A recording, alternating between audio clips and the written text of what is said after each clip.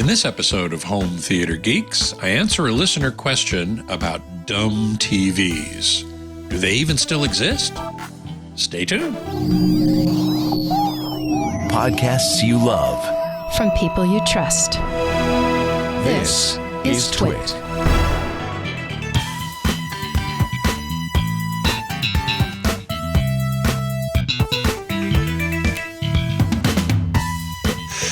Hey there, Scott Wilkinson here, the Home Theater Geek. In this episode, I answer a question from T.R. Weaver, who writes, I have a cousin who lives in extremely rural Ohio. He has electricity and phone, but no cable or internet. He needs a new TV, what I would call an analog model. Are there still such simple electronics available? He mostly watches DVDs. Well, TR, there are no analog TVs anymore. They were phased out long ago. And most TVs are smart. That is, they have streaming apps and other features that require a connection to the internet, which obviously your cousin doesn't have. What he needs is sometimes called a dumb TV. Now, of course, you can always buy a smart TV and just not connect it to the internet, which you can't do anyway. But that means that it won't automatically update its firmware. That's the one thing that's useful with an internet-connected TV. Now, there are some lower-tier brands that have dumb TV models. In particular, the brand Sceptre, S-C-E-P-T-R-E, has many models. I looked on their website and I was amazed at how many there are from that company that don't have smart apps. Most of them don't seem to. They do have some Fire TVs, I think. And most of them seem to be 4K or UHD more properly with direct LED backlighting. I didn't see anything about full array local dimming, so I would tend to doubt it. These are very low cost TVs. So I would doubt that they have FALD. But most of them seem to have 120 hertz refresh rate, which is really quite good. And frame interpolation, which, depending on your point of view, could be good or could be evil. So, you can turn that off, I'm sure. And many of them have NTSC and ATSC tuners, not ATSC 3.0, but the first generation of digital television. But some don't. And their model numbers and pricing are somewhat confusing. Well, let me give you a couple of examples. There's the U438CV UMC. It's a 43-incher for $240, which is, that's quite good, depending on the size your cousin needs. There's the U508CV UMC, which is a 49-inch. Model number would imply that it's 50, but it's 49 for $360. Okay, that's pretty good too. Then there's the U558CV UMC, which is a 55-incher, back in line with its model number, for $360. So there's an example of some confusion there. A 49-incher and a 55-incher, both for $360.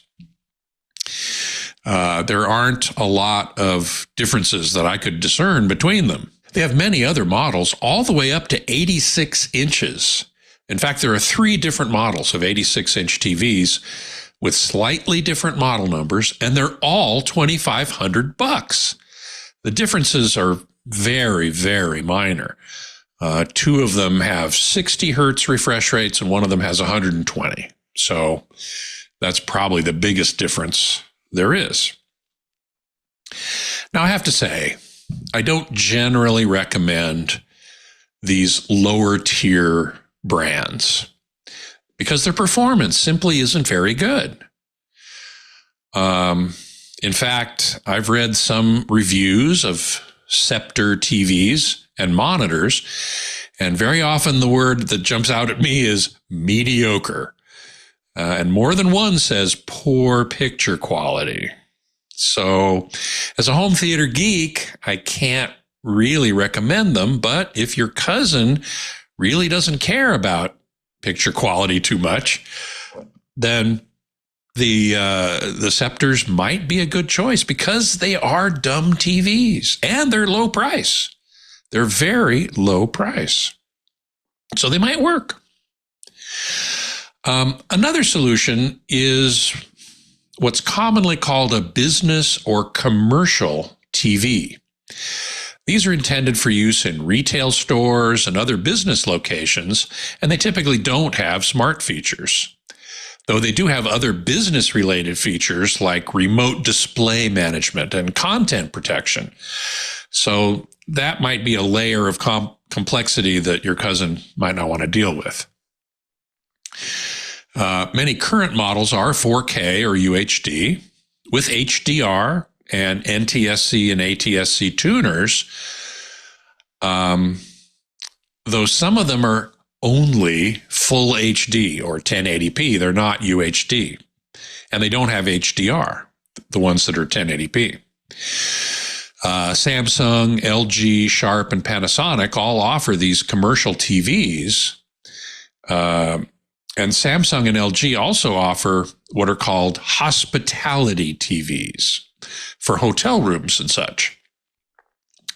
However, these TVs are often more expensive than their consumer counterparts. For example, take the Samsung NT670U. It's a hospitality TV, a 43-inch model for $470. Or $560 for the 50-incher. Has UHD resolution, supports HDR10 and HDR10 Plus, has a direct LED backlight, but probably not falled. The Samsung QB43C is a 43-inch commercial TV that costs $750 at Best Buy for a 43-inch TV. That's quite a lot. Best Buy website is confused, unfortunately, saying in the title that it's 4K UHD, but saying somewhere else in the specs that it's full HD, which means 1080p. So I'm not sure what it is there. Now, by contrast, let's take a look at the Hisense 55U8, which is a consumer TV, smart TV. It's $700 for a 55-inch, less expensive than that Samsung I just talked about, and quite a bit bigger in screen size. And it undoubtedly has much better performance. The 55-inch U7K from Hisense is quite a bit less at $480. And it still has mini LED. Both these models from Hisense have mini LED backlights with FALD, full array local dimming. Now, another option is to get a computer monitor, which they don't have smarts typically, but they also might not have an HDMI input. Many do, but if they do, it's probably only one. Now, if your cousin only plays DVDs from a DVD player and has no other sources, then that shouldn't be a problem, but they are more limited, and the big ones, the size of a TV, are generally pretty expensive. Bottom line is, I do recommend getting a consumer TV that has smarts. It'll be a smart TV, and just not plug it into the internet. I would recommend the top tier brands: Samsung, Sony, LG, Panasonic, Sharp,